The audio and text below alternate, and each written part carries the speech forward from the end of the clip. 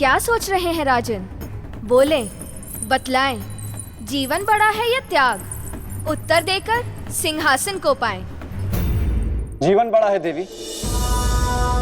जीवन है तभी त्याग, पाने का प्रयास है, खोने का दुख है। जीवन नहीं तो कुछ भी नहीं। जीवन के कारण ही मनुष्य निस्वार्थ त्याग करता है, इसीलिए जीवन ही बड़ा है। किंतु देवी, कथा सुनने के बाद एक बात मेरी समझ में नहीं है। क्या? कि ऋत्विक ध्वज ने दान के आगे अपने जान तक की चिंता नहीं की। यही सवाल सम्राट विक्रमादित्य के सामने भी आया था। वो भी इस बात से बहुत चिंतित थे। आचार्य जी, किसी निष्कर्ष पर पहुंचे आप? हाँ सम्राट, आपके प्रश्न के अनुसार मैंने एक प्रश्न कुंडली बनाई है, जो एक चांडाल योग की कुंडली बनकर के सामने आई, जिसके ग्रहों की स्थिति और दशा के अनुसार यह फल निकलता है कि पिछले जन्म में वो एक व्यापारी था, ब्याज पर धन दिया करता था, लोगों के परिश्रम से कमाया हुआ धन अपने पास रख हड़प लेता था।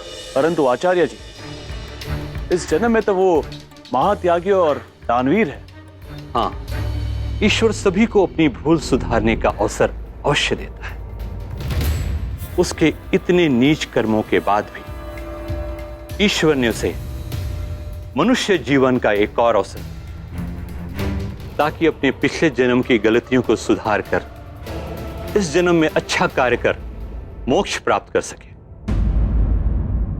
और यही कारण है कि इस जीवन में प्रत्येक पूर्णमासी को वो 10,000 स्वर्ण मुद्राएं दान में देता है, ताकि पिछले जन्म के सारे ऋण से मुक्त हो जाए और पाप से भी। किंतु आश्चर्य की बात यह है कि प्रत्येक पूर्णमासी को उसके पास 10,000 स्वर्ण मुद्राएं आती कहां से? सम्राट, इसका उत्तर मेरे पास है। आपकी आज्ञा अनुसार जब मैंने ऋत्विक ध्वज के बारे में पता किया तो पता चला कि उसने काली मां की जोगनियों को सिद्ध कर रखा है। जाग योगिनी जाग, तेरा दास तेरा आवाहन करता है। प्रकट हो योगिनी, प्रकट हो।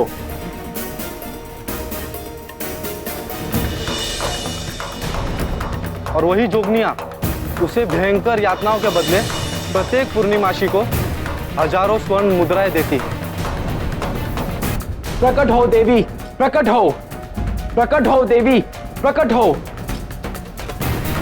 जिसे वो जन कल्याण के लिए लोगों में दान कर देता है। और उनकी मृत्यु का कारण क्या है सेनापति जी? वही जोगनियों की यातना। नहीं, ऐसा नहीं हो सकता। हम ऋत्विक ध्वज की मृत्यु नहीं होने देंगे। यदि ऐसा हो गया तो इससे न केवल उनका प्रायश्चित अधूरा रह जाएगा, बल्कि उनके दान के द्वारा हो रहा लोगों का कल्याण भी रुक जाएगा।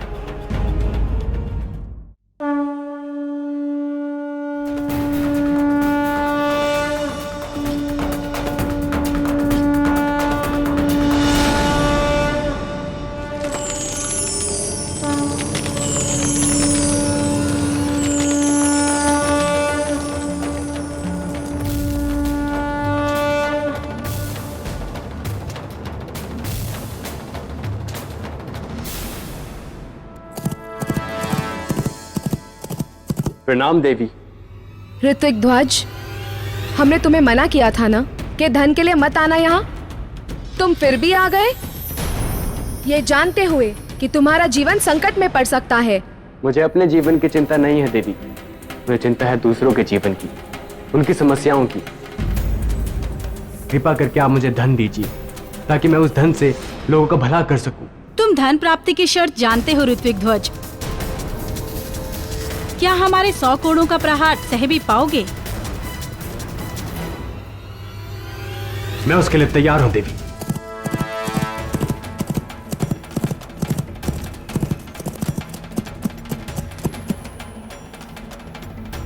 ऐसा लगता है कि वो खंडर यहीं कहीं आसपास है।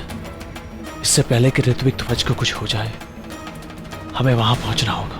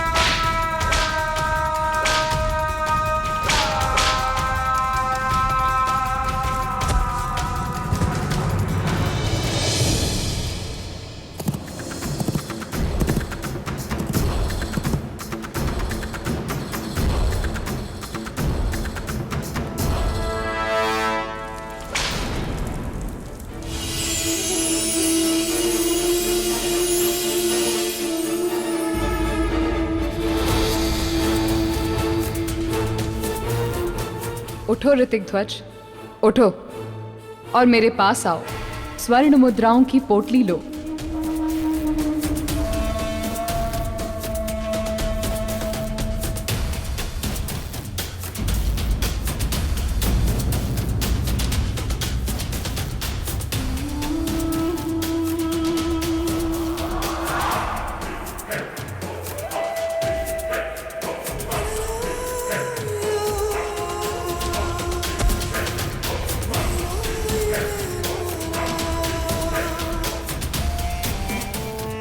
मैं समझ गई, तुम नहीं आ सकते क्योंकि तुम्हारा अंत समय निकट आ गया है। दुख है ऋतिक ध्वज कि इतने कष्ट सहने के बाद भी तुम्हारी मुक्ति इस जन्म में भी अधूरी रह जाएगी। नहीं भावे दीजिए देवी।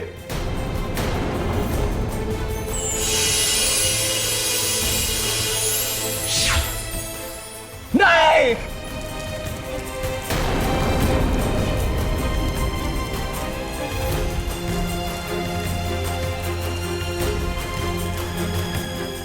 मित्र,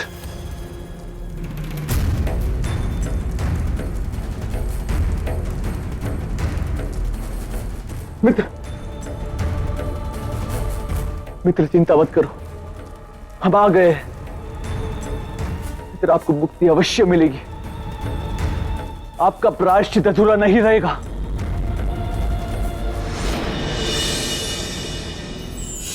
किस सोच में डूबे हैं राजन? सोच रहा हूं कि ऋत्विक ध्वज के दोनों जीवन व्यर्थ चले गए। ना तो उसके पिछले जन्म के पापों का प्रायश्चित हुआ और न इस जन्म में उसे मुक्ति मिली। बहुत दुर्भाग्यशाली रहा ऋत्विक ध्वज। ऐसा मत कहिए राजन। तो और क्या कहूं देवी? ऋतिक ध्वज सौभाग्यशाली व्यक्ति है जिन्हें चक्रवर्ती सम्राट विक्रमादित्य जैसा मित्र मिला। अब उनकी मुक्ति में कोई बाधा सामने नहीं आएगी। सम्राट स्वयं उन्हें स्वर्ण देकर उनका कार्य पूरा कर देंगे। क्षमा करिएगा देवी, लेकिन ऐसा करने से ऋत्विक ध्वज को मुक्ति नहीं मिलेगी। क्यों? क्योंकि मुक्ति का मार्ग त्याग से होकर जाता है और असली त्याग वो कहलाता है जो अपने परिश्रम और कष्ट से कमाए हुए धन को लोगों में बांटा जाए। दूसरों से धन लेकर बांटना त्याग नहीं कहलाता देवी। बिल्कुल सही। देवी क्षमा कर दीजिए, देवी क्षमा कर दीजिए, देवी क्षमा कर दीजिए, देवी कृपया मुझे क्षमा कर दीजिए। देवी, इससे पहले कि मैं अपने मन में उठ रहे प्रश्न के बारे में आपसे पूछूं, यदि आप उचित समझें तो बेताल को आप सामान्य कर दें।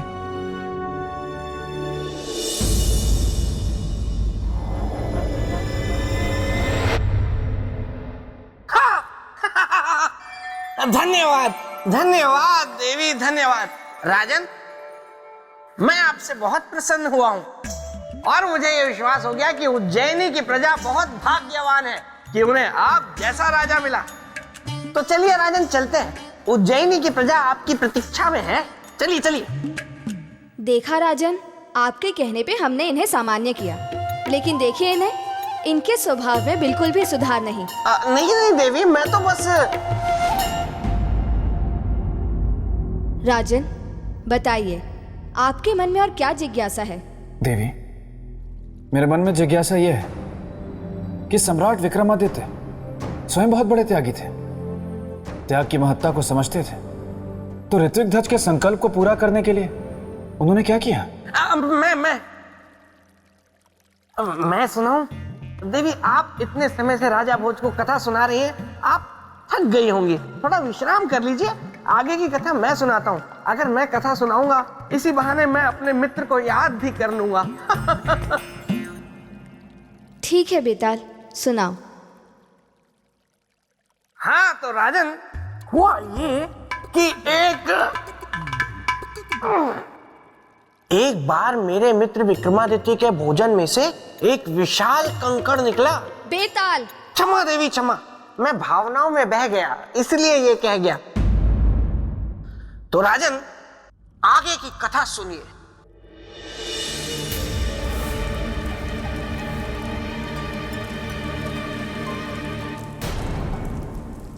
रुक जाओ।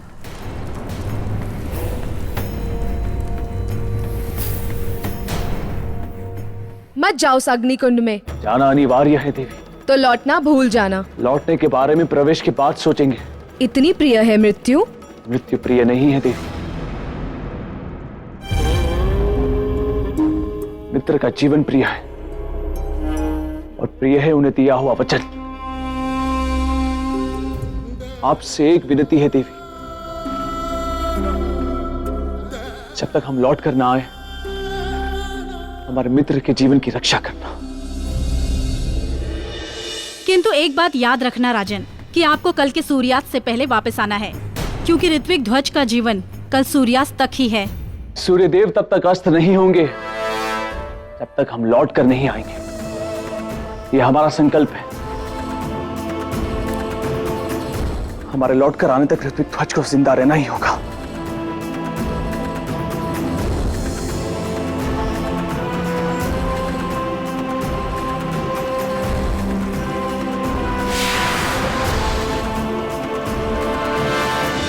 बताइए राजन, क्या सम्राट विक्रमादित्य का अग्नि में कूदने का निर्णय सही था?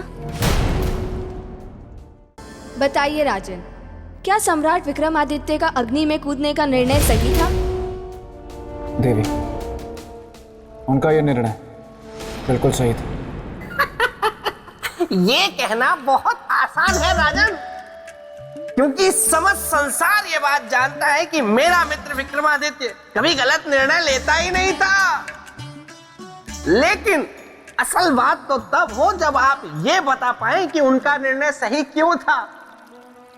उनका निर्णय सही इसलिए था कि ऋत्विक ध्वज को उन्होंने अपना मित्र माना था और अपने मित्र के प्राणों की रक्षा करना एक उचित निर्णय था।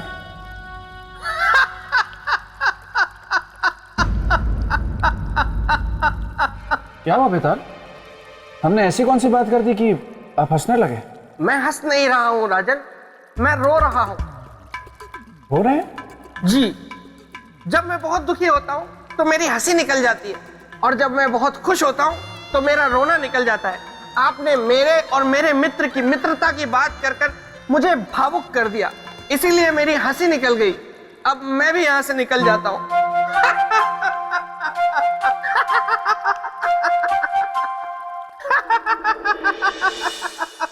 बताइए राजन, क्या सम्राट विक्रमादित्य का अग्नि में कूदने का निर्णय सही था या गलत? बिल्कुल सही था। अपना जीवन संकट में डालकर? हाँ देवी, संकट पर विजय पाने के बाद जो सुख और शांति का एहसास होता है वो किसी यज्ञ में करने वाली आहुति से कम नहीं होता, क्योंकि उन्हें यह ज्ञान था कि वो अग्निकुंड मात्र एक अग्निकुंड नहीं, किसी लोक का प्रवेश द्वार है जहां से उन्हें स्वर्ण पोटली प्राप्त होगी। भला ये कैसे जान गए वो? अग्निकुंड में देवी के प्रकट होने से, क्योंकि जब कोई आता है तो किसी न किसी द्वार से ही आता है।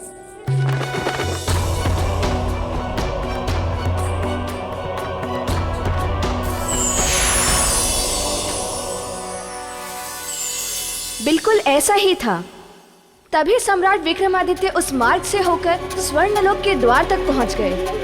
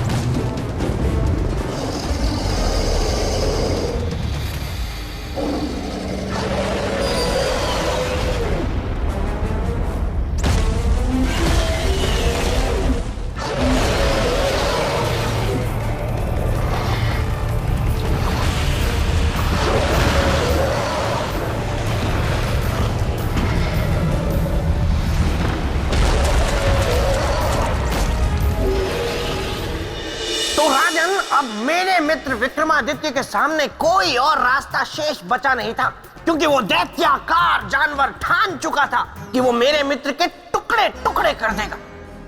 फिर क्या हुआ देवी? राजन, सम्राट विक्रमादित्य को महापराक्रमी ऐसे ही नहीं कहते।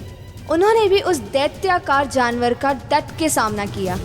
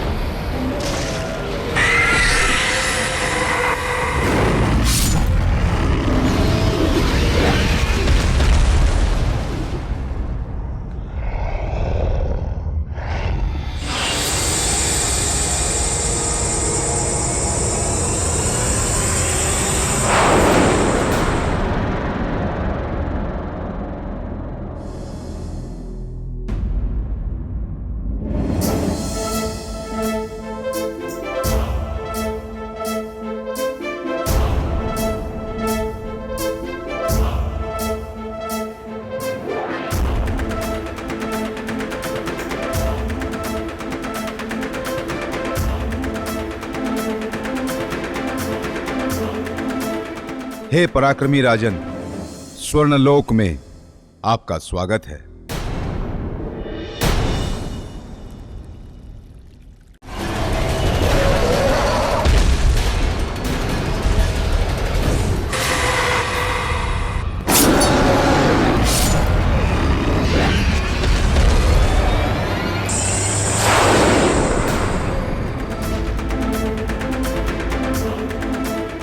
हे पराक्रमी राजन, स्वर्णलोक में आपका स्वागत है।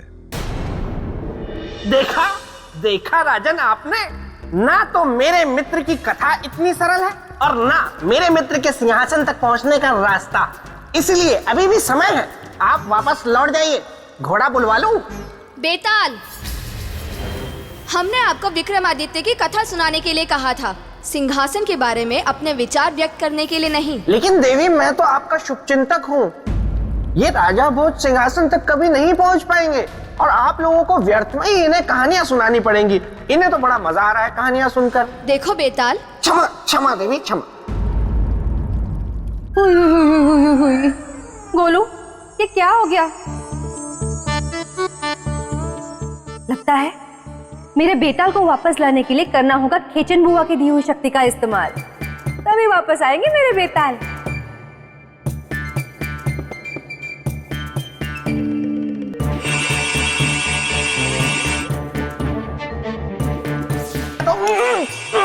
ये मुझे क्या हो रहा है? लगता है बेताली ने खेचन शक्ति का प्रयोग कर लिया।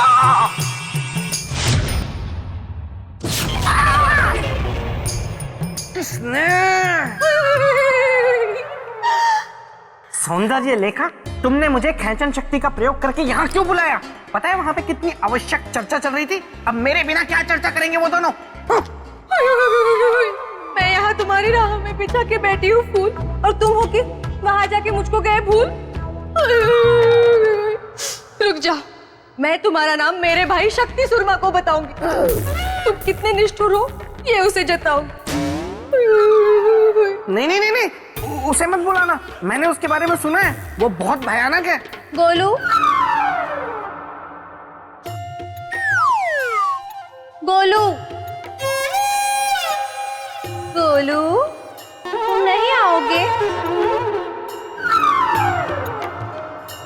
गोलू, इन्हें मेरे भैया शक्ति सुरमा से मिलवाओ।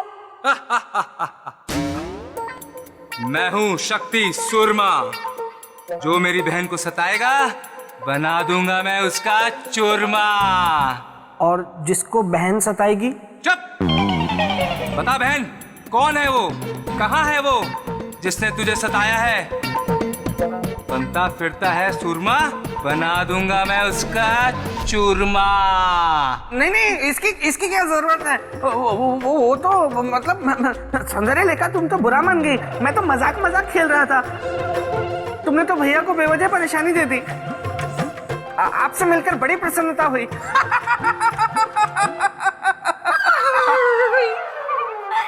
है मेरे हृदय के अतिथि, अगर यही है बात तो बताओ मेरे भैया को कब निकाले विवाह की तिथि?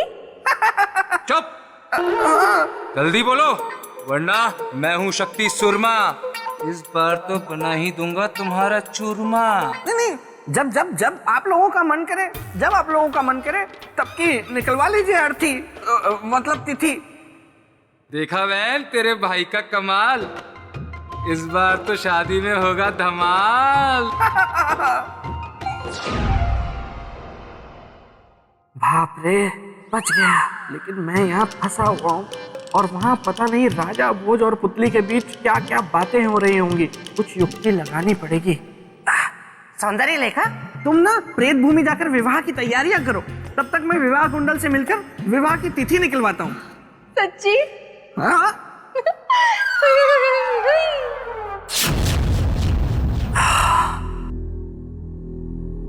अच्छा देवी, सम्राट के वार से वो विशालकाय जानवर मानव बन गया, उसके बाद क्या हुआ? उसके बाद जो सम्राट विक्रमादित्य ने देखा वो बहुत ही कष्टदायी था।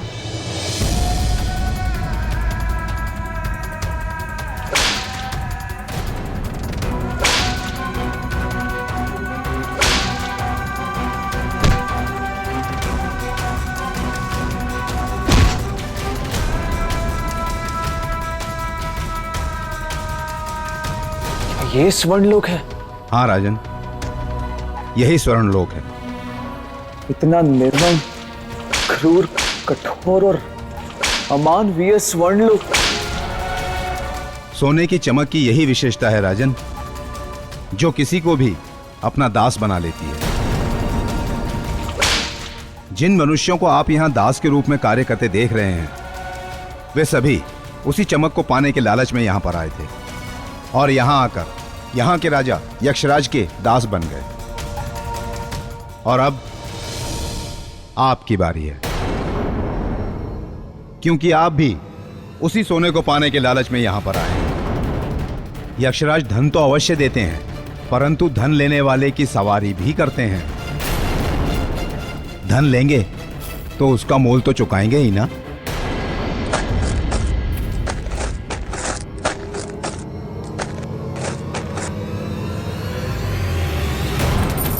ये क्या कर रहे हैं आप? व्यर्थ का प्रयास मत कीजिए, भाग्य मनाइए कि यक्षराज का सेवक बनने का अवसर प्राप्त हो रहा है। धन पाने की इच्छा है ना आपकी, तो जाना तो पड़ेगा ही। राजन, लोभ चाहे धन का हो अथवा सिंहासन का, होता सदा कष्टकारी है।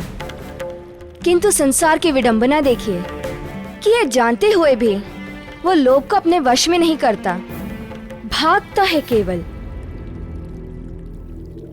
देवी, यदि धन की इच्छा केवल अपने लिए हो तो वह निश्चित रूप से लोभ कष्टकारी है, किंतु यदि वही इच्छा परोपकार के लिए हो, जनहित के लिए हो,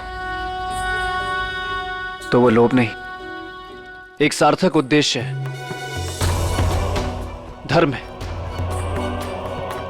और धर्म से कष्ट छटते हैं, कष्ट होते नहीं देवी। परंतु एक बात समझ में नहीं आई देवी। कौन सी बात? यही कि स्वर्णलोक में तो लोभियों को दास बनाने की प्रथा थी, और सम्राट विक्रमादित्य को तो धन का लोभ था नहीं, तो उन्हें क्यों दास बनाया गया देवी? इसलिए कि चक्रवर्ती सम्राट को स्वर्ण पूर्ति तक पहुंचने से पहले ये सिद्ध करना था कि वे यहाँ आए हैं तो अपना सब कुछ त्याग कर काम, क्रोध, मद, मोह, लोभ, सब कुछ। और वो उनकी परीक्षा थी। कैसी परीक्षा देवी? मैं जानना चाहूंगा। राजन, राजन, आपके उज्जैनी में हाहाकार मच गया है। प्रजा में त्राही त्राही मच गई है। घोर संकट आन पड़ा है और तो और शत्रुओं ने आक्रमण कर दिया है। बेताल, ये क्या कह रहे हैं आप? मैं सच कह रहा हूं राजन, ऐसा कुछ नहीं हुआ है। लेकिन ऐसा हो सकता है क्योंकि जिस राज्य का राजा अपना अधिकतम समय एक सिंहासन के लोभ में किससे कहानियां सुनने में व्यतीत करेगा, तो फिर उसके राज्य में यही सब होगा। बेताल, मैं चुप हूं। पूछे राजन, क्या प्रश्न था आपका? देवी, मेरा आपसे प्रश्न यह था कि जैसे कि आपने मुझे बताया कि सम्राट विक्रमादित्य अपना सब कुछ त्याग कर, काम, क्रोध, मद, मोह, लोभ, सब कुछ त्याग कर स्वर्णलोक में गए, और ये उनकी परीक्षा थी। देवी, मैं उस परीक्षा के बारे में जानना चाहता हूं। अवश्य राजन। सम्राट विक्रमादित्य को यक्षराज के सामने ले जाया गया।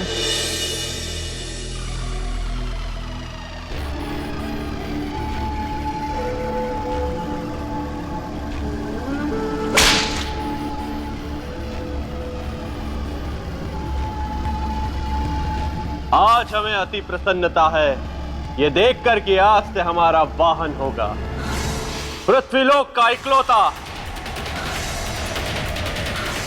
चक्रवर्ती सम्राट विक्रमादित्य।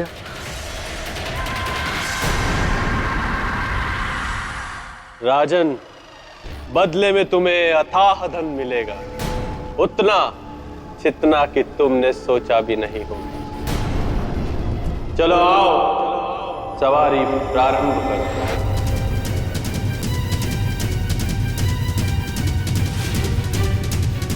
क्षमा करना यक्षराज, पर हम यहाँ धन के लोभ में नहीं आए हैं। प्रत्येक लोभी यही कहता है। रथ खींचो हमारा।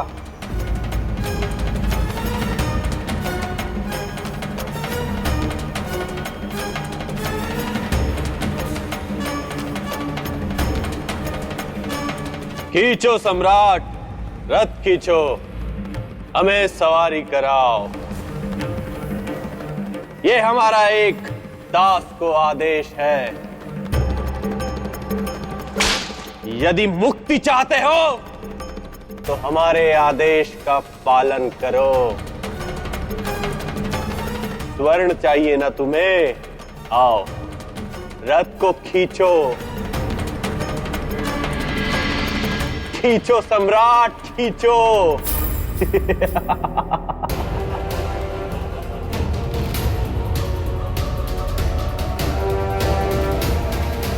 हम है ना, हम लाएंगे स्वर्ण पोटली आपके लिए।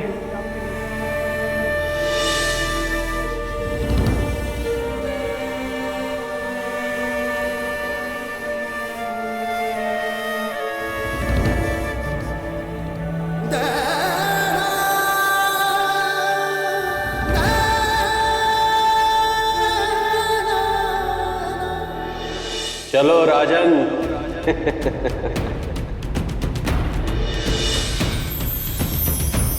बहुत धन मिलेगा सम्राट।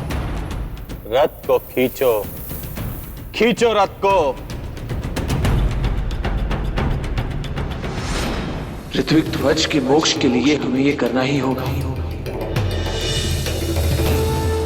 किंतु एक बात याद रखना राजन, कि आपको कल के सूर्यास्त से पहले वापस आना है, क्योंकि ऋत्विक ध्वज का जीवन कल सूर्यास्त तक ही है।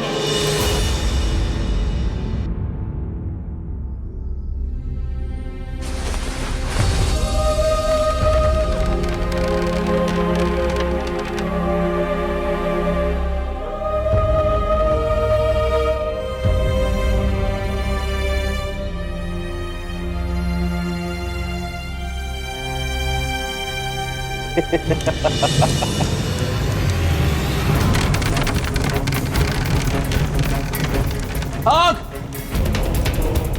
आग! ये आग की लपटें कहां से आई? कोई रक्षा कीजिए हमारी।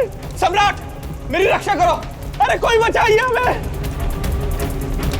रक्षा कीजिए सम्राट हमारी।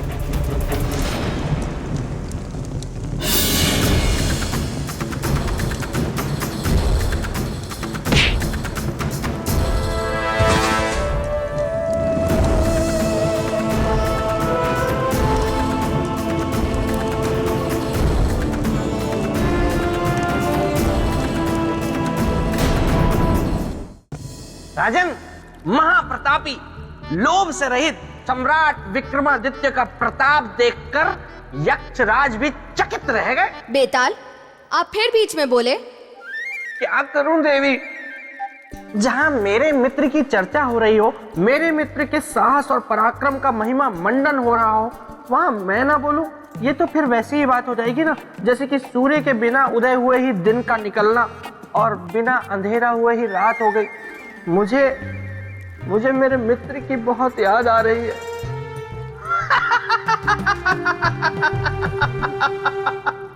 नहीं राजन, इसकी कोई आवश्यकता नहीं, क्योंकि बेताल से बड़ा नाटकीय कोई है ही नहीं। और वैसे भी आज अमावस्या की रुक्मणी तिथि है, और इसमें जो भी रोता है ना, उसका बहुत बुरा हाल होता है। कौन रो रहा है? मैं तो नहीं रो रहा। मैं तो बिल्कुल भी नहीं रो रहा। कौन रो रहा है? बेताल, एक बात मैं हमेशा से कहता है और आज भी कहूं, मित्र हो तो आप जैसा मित्र ना कभी रहा है और ना कभी होगा। राजन, आप मेरी प्रशंसा करके मुझे चने के वृक्ष पे मत चढ़ाइए। देवी, मैं अब बिल्कुल कुछ नहीं बोलूंगा, मैं चुप रहूंगा। आप आगे की कथा सुनाइए। हाँ देवी, मैं ये जानना चाहता हूं कि यक्षराज को जलते हुए रथ से बचाने के बाद क्या हुआ? राजन, यक्षराज ने हाथ जोड़कर सम्राट विक्रमादित्य से क्षमा मांगी। चक्रवर्ती सम्राट विक्रमादित्य, मुझे क्षमा कर दीजिए। मैं जान गया हूं कि आपको धन का लोभ नहीं है, क्योंकि धन का देवता तो उसी व्यक्ति की सवारी कर सकता है जो धन का लोभी हो। और आपके इसी गुण के कारण मेरे रथ में आग लगी और मेरे प्राण संकट में घिर गए। मैं आपका आभारी। कहिए, मैं आपकी क्या सेवा कर सकता हूं? यक्षराज, इसकी कोई आवश्यकता नहीं। हम यहाँ अपने वचन की लाज तथा किसी की रक्षा के हेतु स्वर्ण पोटली लेने आए हैं। मैं समझ गया हूं राजन, आप कहाँ जाना चाहते हैं। आप जिस मार्ग पर हैं, यहीं से आप अपने लक्ष्य पर पहुंचेंगे। बढ़ते जाइए राजन, जहां न दिखे रास्ता और छा जाए मन पर अंधेरा, रंगों में मिलेगी तब दिशा, यही होगा अवसर सुनहरा। अब मुझे शीघ्र स्वर्ण पोटली लेकर ऋत्विक ध्वज के पास पहुंचना होगा।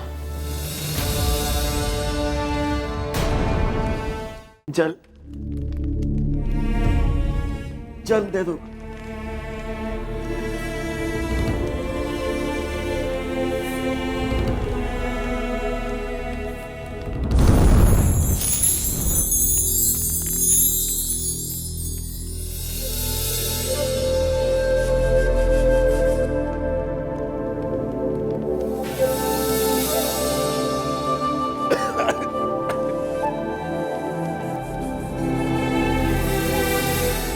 ऋत्विक ध्वज अब बिल्कुल शक्तिहीन हो चुका है। यदि सूर्यास्त से पहले सम्राट विक्रमादित्य स्वर्ण पोटली लेकर नहीं पहुँचे, तो वो कभी भी ऋत्विक ध्वज को जीवित नहीं पाएंगे। हाँ तो देवी, अगर आप अनुमति दे दें तो आगे की कथा मैं सुना दूं, क्योंकि देखिए ना चाहते हुए भी बार बार मैं बीच बीच में आपकी सुनाई कथा में विघ्न डाल रहा हूँ, व्यवधान उत्पन्न कर रहा हूँ, मुझसे रहा नहीं जा रहा। तो इससे अच्छा है कि आगे की कथा मैं ही सुना लूं।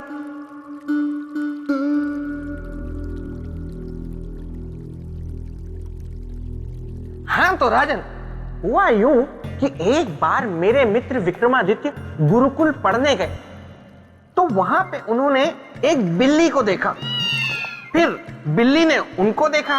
बेताल, क्षमा देवी क्षमा, मैं भावनाओं में बह गया, इसीलिए ये कह गया। अब नहीं। हाँ तो राजन, स्वर्ण लोक से मेरे मित्र विक्रमादित्य निकले अपने लक्ष्य को पाने के लिए।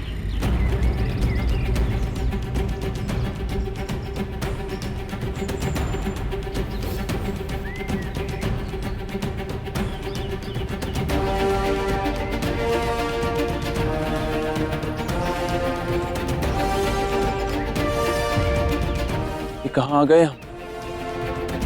इतना घना वन।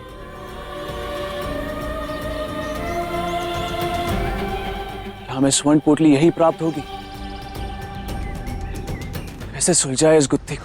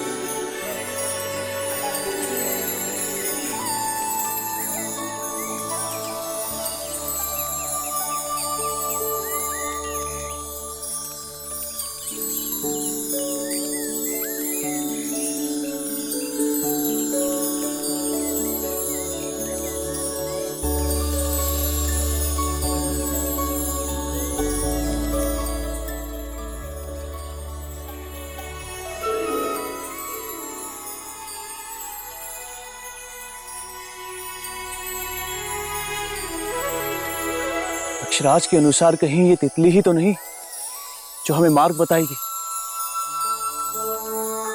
जब ना दिखे रास्ता और छा जाए मन पर अंधेरा, रंगों से मिलेगी तब दिशा, अवसर होगा वही सुने।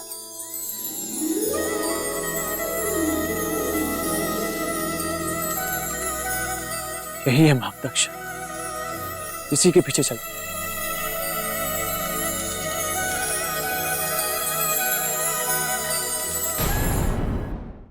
अक्षराज के अनुसार कहीं ये तितली ही तो नहीं जो हमें मार्ग बताएगी?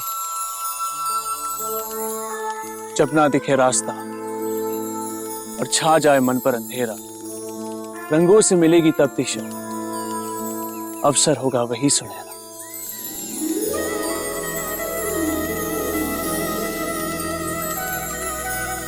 यही है मार्गदर्शन, इसी के पीछे चल।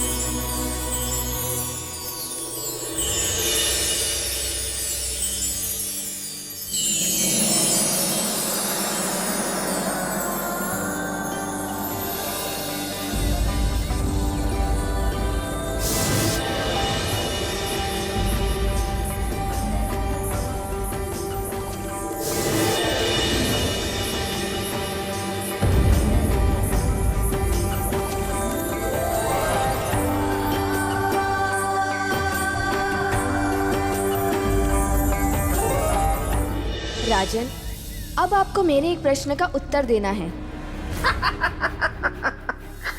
कठिन है, आपका प्रश्न बहुत कठिन है जो आने वाला है। मुझे पता है ना देवी, आपके प्रश्न का उत्तर राजा भोज दे ही नहीं सकते, इसलिए मत पूछिए। पूछिए देवी।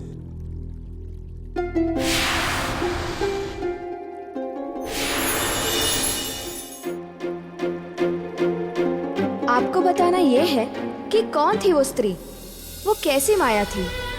देवी, ये उनके काम वासना की परीक्षा थी और इतिहास गवाह है देवी कि अपने लक्ष्य तक पहुंचने के लिए सबसे बड़ा बाधा काम होता है, और देवी काम से पराजित तो देवता तक हुए। मनुष्य किसी भी बाधा को जीत सकता है, लेकिन काम से जीतना उसके लिए मुश्किल ही नहीं। असंभव भी है। अच्छा, कह तो दिया आपने बड़ी सरलता से असंभव, लेकिन असंभव कैसे है ये भी तो बताइए। और मुझे पता है कि अब ये असंभव कैसे है, इस प्रश्न का उत्तर आप नहीं दे पाएंगे। क्यों? काम वासना को जीतना असंभव क्यों है? उसे जीतना असंभव इसलिए क्योंकि मनुष्य का मूल काम होता है। सम्राट विक्रमादित्य ने लोक की परीक्षा तो पार कर ली, किंतु अभी काम की परीक्षा पार करना बाकी था। बिल्कुल सही। जिस काम वासना से बड़े बड़े देवता और ऋषि मुनि नहीं जीत पाए, क्या सम्राट विक्रमादित्य उसे जीत पाएंगे? या फिर वो उस सुंदर स्त्री के रूप जाल में फंसकर अपने उद्देश्य से भटक जाएंगे? अब क्या करेंगे चक्रवर्ती सम्राट विक्रमादित्य? बोलिए राजन। कि जो काम भावना मनुष्य के चरित्र, व्यक्तित्व, अस्तित्व और बुद्धि को निगल जाता है, क्या सम्राट विक्रमादित्य उसे जीत पाएंगे? देवी, यदि मन पर नियंत्रण हो तो काम की परीक्षा को पार करना संभव नहीं है। यदि सम्राट विक्रमादित्य ने अपने मन पर नियंत्रण पा लिया तो वो सुंदरी के जाल में नहीं फंसेंगे। ठीक है, तो आगे की घटना मैं आपको बताती हूँ।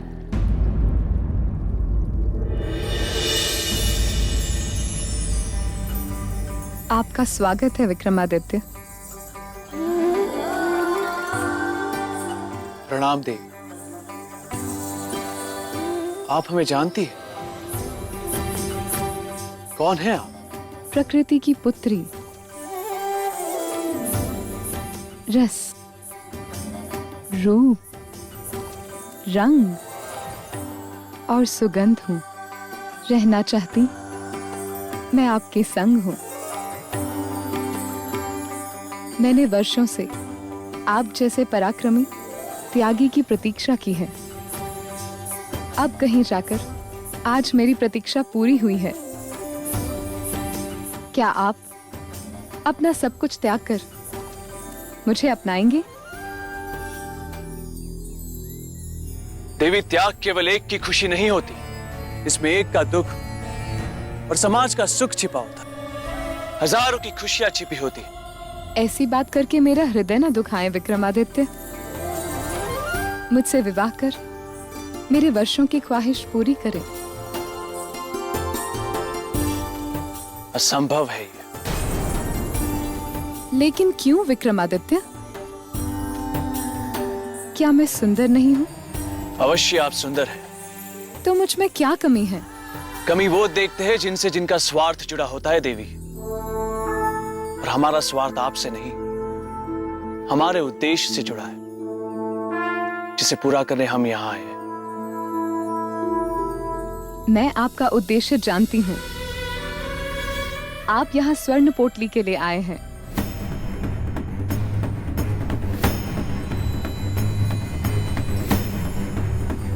सही जानती है आप। तो आप मुझसे विवाह कर लें और ले जाएं स्वर्ण पोटली। हम स्वर्ण पोटली आपकी कृपा से नहीं, हमारे पराक्रम से प्राप्त करना चाहेंगे।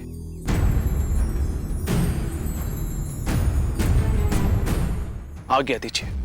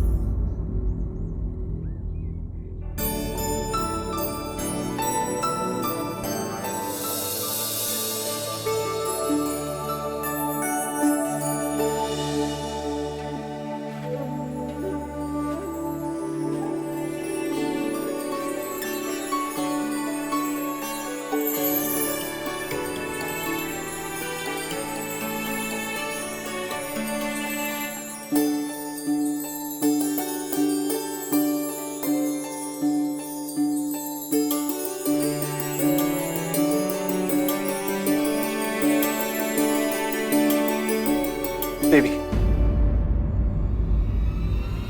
क्षमा करो देवी, पर इस प्रकार का व्यवहार करके हमें लज्जित ना करो। सम्राट, मैं आपको लज्जित नहीं कर रही, मैं तो आपसे विनती कर रही हूँ। आपकी विनती बेकार जाएगी देवी, क्योंकि हम विवाहित हैं और प्रेम हम केवल अपनी पत्नी से करते हैं और सदैव उन्हीं से करते रहेंगे। किसी अन्य स्त्री से प्रेम कभी नहीं। क्षमा कीजिए।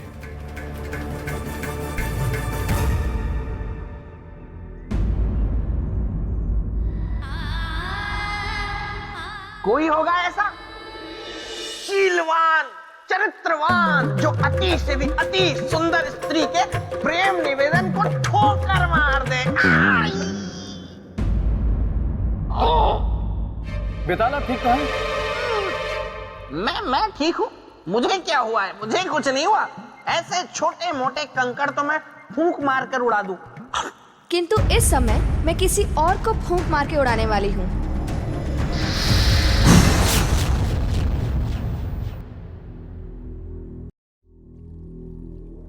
तो राजन, सम्राट विक्रमादित्य ये कहकर वहां से चल दिए कि वे सिर्फ अपनी पत्नी से प्रेम करते हैं, लेकिन इसके आगे जो हुआ वो बहुत ही चौंका देने वाला था।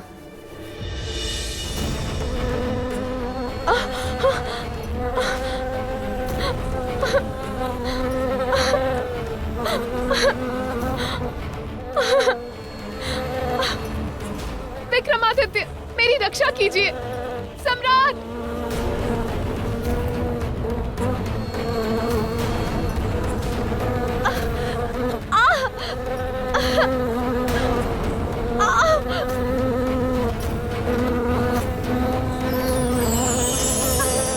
विक्रमादित्य,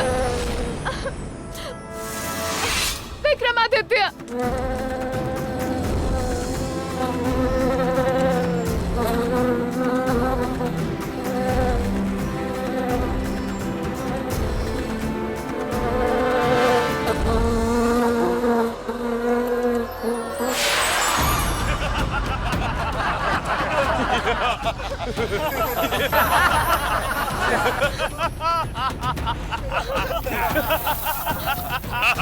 विक्रमादित्य, मेरी रक्षा कीजिए। विक्रमादित्य, मेरी रक्षा कीजिए। चिल्लाओ मत, चुपचाप हमारे साथ चलो। हमारे राजा के पास, वो तुमसे विवाह करेंगे। किंतु मैं उनसे विवाह नहीं करना चाहती। विक्रमादित्य, मेरी रक्षा कीजिए।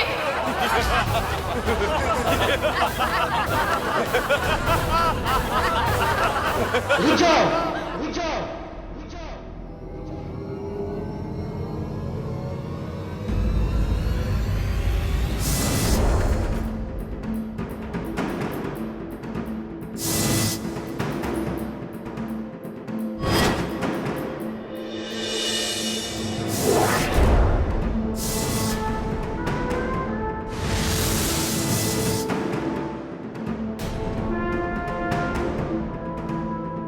तू कौन होता है हमें रोकने वाला?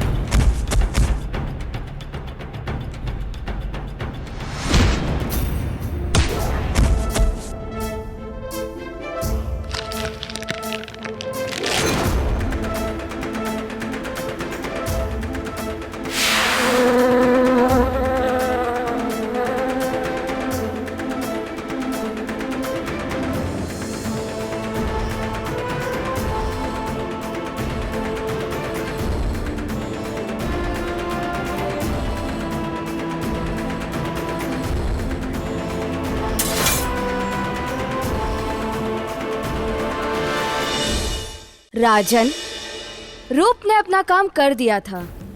सम्राट विक्रमादित्य उसके रूप पर मोहित हो चुके थे। नहीं देवी,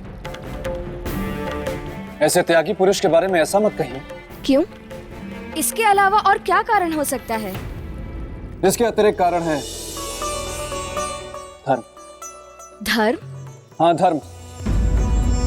सम्राट विक्रमादित्य ने उस युवती की रक्षा करके अपने धर्म का पालन किया, और स्त्री रक्षा के धर्म का पालन वही कर सकता है जिसकी अपनी इंद्रियों पर बस हो।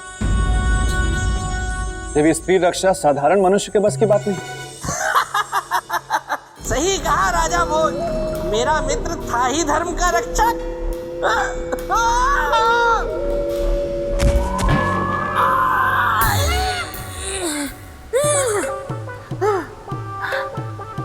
अच्छा हुआ किसी ने देखा नहीं। वैसे कमाल है, आज अब तक वो नहीं आई। क्यों? बड़ी याद आ रही है मेरी।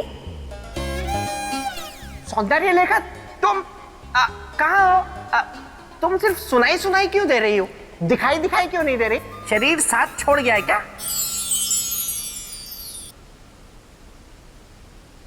कहाँ हो ये?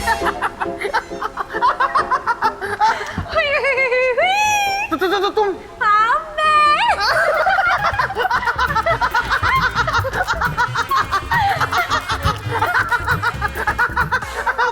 बस बस बस बस, अब और नहीं हंसा जा रहा। ऐसे नहीं, पहले कहो सौंदर्य लेखा, मुझे तुमसे प्यार है, हृदय बेकरार है। बोल दो सौंदर्य लेखा, मुझे तुमसे प्यार है, हृदय बेकरार है। अच्छा सुनो, क्या तुमने विवाह कुंडल को बुलाया? अपने विवाह का मुहूर्त निकाला? कौन सा विवाह? कैसा विवाह? किसका विवाह? देखो सौंदर्य लेखा, मैं हूँ बेताल, गले नहीं देता किसी की दाल।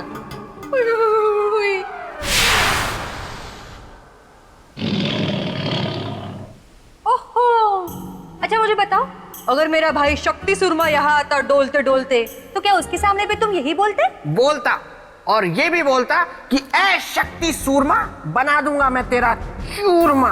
वो होंगे और जो तेरी कद काठी से डर जाते होंगे, लेकिन मैं वो नहीं हूं। अगर मुझे गुस्सा आ जाए तो मैं सामने वाले को अनार के दानों की तरह बिखेर देता हूं और उसकी हड्डी पसली एक कर देता हूं, और उसके बाद सौंदर्य लेखा, तुम्हारी आवाज थोड़ी भारी नहीं हो गई?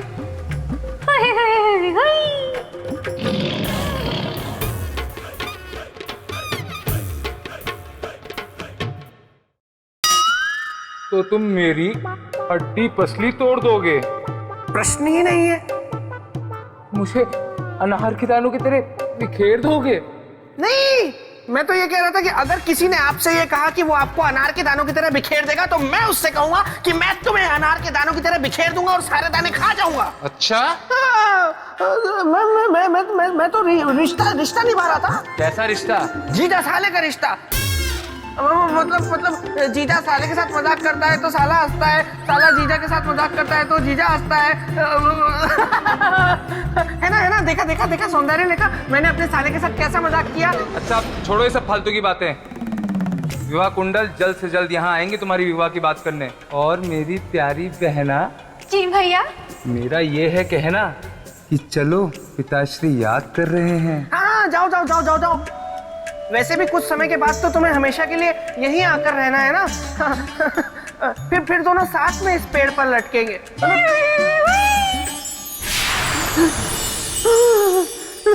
बच गया। राजन, एक महान योद्धा की तरह, एक महान राजा की तरह, एक महान पुरुष की तरह अपना बल, सामर्थ्य और पौरुष का परिचय सम्राट विक्रमादित्य ने दे दिया। किंतु तब तक और समय घट गया और अब तक सम्राट विक्रमादित्य उस स्वर्ण पोटली तक नहीं पहुंच पाए थे। सम्राट विक्रमादित्य, मैं आपकी आभारी हूं। आपने अपने प्राणों को संकट में डालकर मेरी रक्षा की है। कहिए, मैं आपके लिए क्या कर सकती हूँ? देवी, केवल हमें इतना बता दे कि स्वर्ण पोटली हमें कहां मिलेगी। स्वर्ण पोटली को प्राप्त करके कल सुबह हमारा पृथ्वीलोक पहुंचना आवश्यक है। समय सीमा के भीतर? ऐसा क्यों? वो इसलिए देवी,